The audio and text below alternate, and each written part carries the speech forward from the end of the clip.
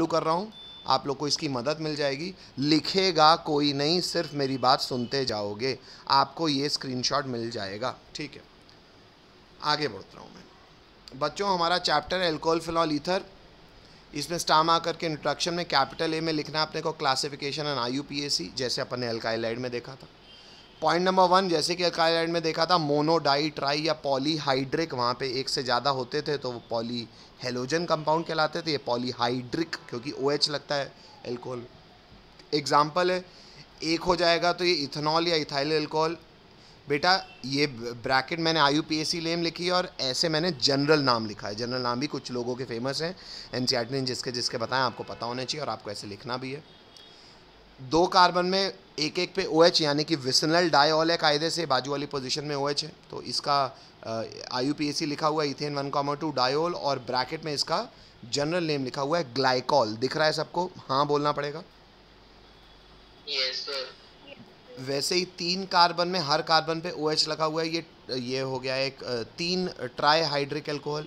इसका IUPAC है propane 1, 2, 3 ट्रायऑल, या इसका जनरल नेम से बहुत फेमस है ग्लिसरॉल। बेंजीन में OH लग जाएगा तो ये कहलाता है फिनॉल। इसका एक और जनरल नेम है, इसे कई लोग कार्बोलिक एसिड भी कहते हैं, ये पता होना चाहिए, कई बच्चे नहीं जानते बात।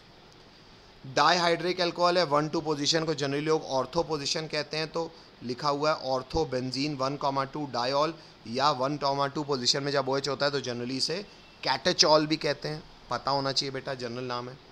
वैसे ही 1, 2, 3 नहीं 1, 2, 4, हाँ सॉरी, वैसे बेटा 1, 2, 3 ये फ़ोटो गलत बनी हुई है।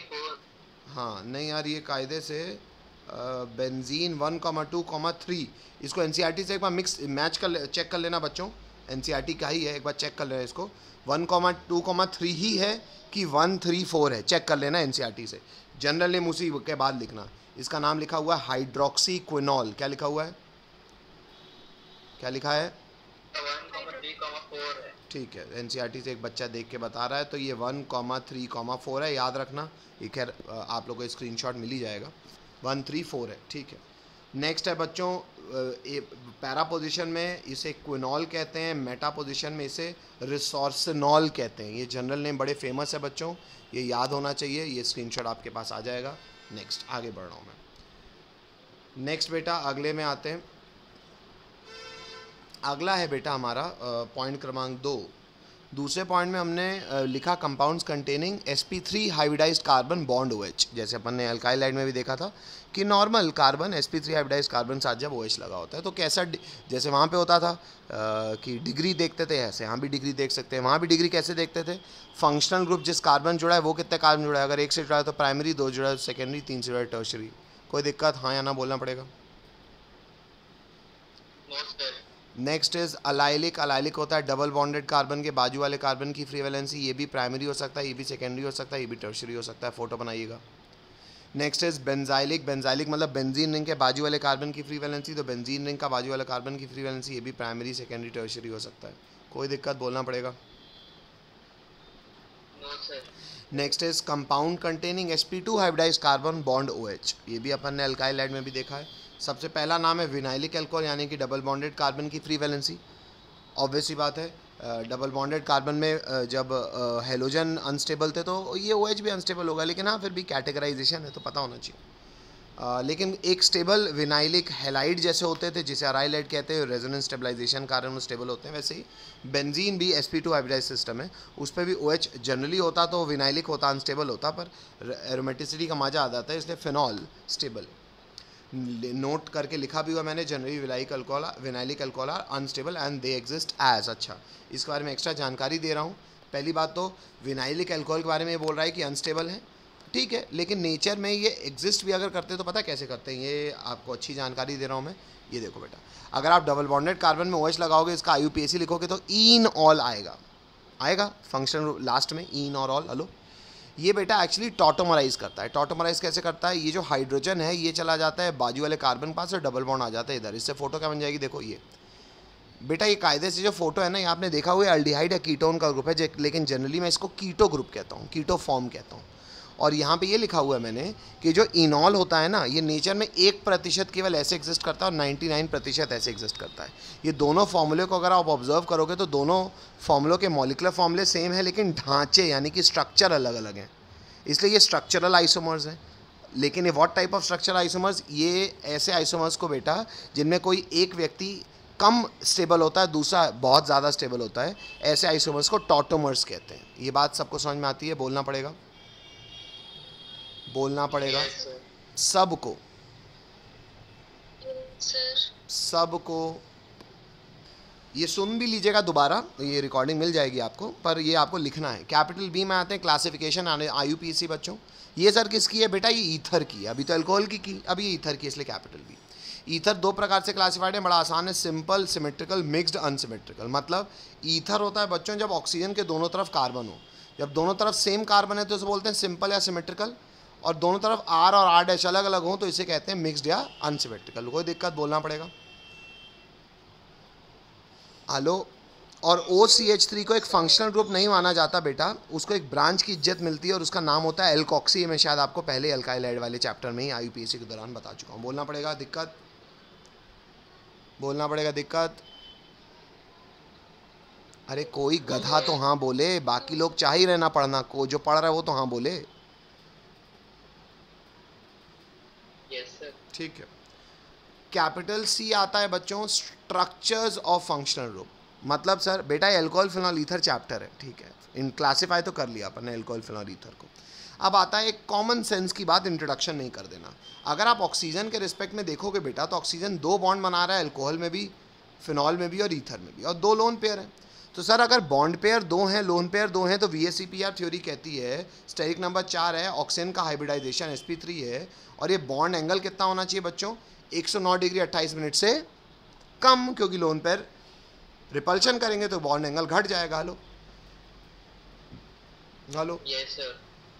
देख लो बच्चों, यहाँ पे इसने दिया भी हुआ है 109 डिग्री 28 मिनट से कम है, दिख रहा है, लेस देन, और एग्जैक्ट एंगल भी बता रहा है आपको। जब R की जगह मतलब अल्कोहल की जगह CH3 यानी मिथाइल अल्कोहल केस में आपको बता भी रहा है एंगल कितना है, 108.9 डिग्री दिख रहा है। Yes, sir. तो 109 डिग्री 28 मिनट से कम होना चाहिए, है भी। मुझे वैल्यू भले ना याद हो, आपको एक जनरल बात बता रहा हूँ, अल्कोहल में 109 डिग्री 28 मिनट से कम होना चाहिए, है भी।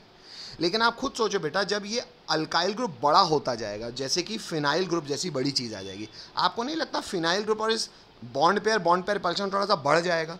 हाँ सर, क्योंकि मोटी चीज़ ज़्यादा रिपेल करेगी। अच्छा, बढ़ेगा तो कितना हो जाएगा? गौर करो, 109 डिग्री 28 मिनट से तो अभी भी कम है, पर देखो 109 हो गया है। Hello hello Yes, sir. Hello.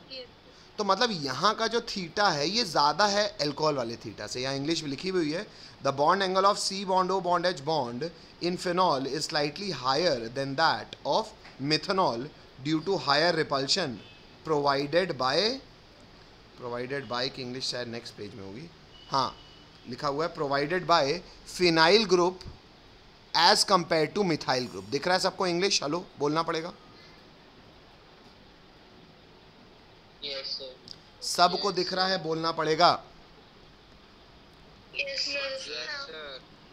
बेटा उसके बाद मैं आ रहा हूँ ईथर में। अब ईथर में आप समझ सकते हो सर, एक तरफ कम से कम फिनॉल में C बॉन्ड H था, यहाँ पे तो अब दोनों जगह कार्बन है, तो यहाँ भी C बॉन्ड O, ये भी C बॉन्ड O, तो अल्काइल तो और ज़्यादा रिपल्शन करेंगे। तो ये एंगल बल्कि ग्रुप के रिपल्शन के कारण 109 डिग्री 28 मिनट से भी ज़्यादा हो जाएगा। ये आपको फैक्चुअली पता भी होना चाहिए। देखो वैल्यू भी दी हुई है, सिंपलेस्ट ईथर जब मिथाइल है तभी 111 डिग्री, 109 से तो ज़्यादा है, ये रीज़न भी लिखा हुआ है। Bond angle R bond O bond R is slightly greater than tetrahedral angle 109 degree 28 minute due to higher repulsion between 2 बल्कि अल्काइल ग्रुप्स। दिख रहा है सबको? बोलना पड़ेगा। Hello Yes, sir. चलो ये वाला PDF भी मैं आपको मिल जाएगा। बस बेटा यहाँ से प्रिपरेशन ऑफ अल्कोहल चालू हो रहा है, तो ये मैं आपको कल कराऊंगा। ये वाली फ़ोटो ज़रूर आपको भेज देता हूँ कि आप ये इंग्लिश पूरी कर पाओ, कहाँ तक की क्लासिफिकेशन की। हटा दूँ? यहाँ तक समझ में आता है सबको? बोलना पड़ेगा। Yes, sir. Yes, sir. तो ये Yes, sir. मोटा मोटा 4 फोटो हैं बच्चों जो आपको अभी लिखनी है, आपका होमवर्क है, और इसके साथ साथ एक छोटा सा होमवर्क और करना है आपको। दे सकता हूँ बच्चों? Yes, sir. ये जो भी, हाँ, ये जो भी आपको एनसीईआरटी की किताब खोलनी है, जो भी आपको अल्कोहल एग्जाम्पल में दिखें, ये दिख रहे हैं एग्जाम्पल्स, हालांकि आपको ये सारे एग्जाम्पल लगभग हो ही जाएंगे मेरे नोट्स में, फिर भी ये सारे एग्जाम्पल जो भी जनरल नेम है ये ज़रूरी है बेटा। और इंटेक्स क्वेश्चन 1 और 2 ये होमवर्क है। Hello hello, yes sir. ये टेबल आपका होमवर्क है, ये टेबल आपका होमवर्क है, एज इट इज़ आपकी कॉपी होनी चाहिए, भले उस बच्चे ने नहीं बनाया आप बनाओगे। ये सारे एग्जाम्पल्स, इसमें जो भी आपको पूरे एग्जाम्पल क्लास नोट्स में होने चाहिए, ये पूरी टेबल क्लास नोट्स में होनी चाहिए, ये पूरे एग्जाम्पल्स क्लास सर नोट्स, कौन सी टेबल? ये पूरे बेटा पेज नंबर 328 तक सब कुछ करना है। Hello hello, yes yes sir. ये सारे इंटेक्स्ट क्वेश्चन, ये सारे एग्जाम्पल्स आपके क्लास नोट्स में होने चाहिए। Hello, yes sir.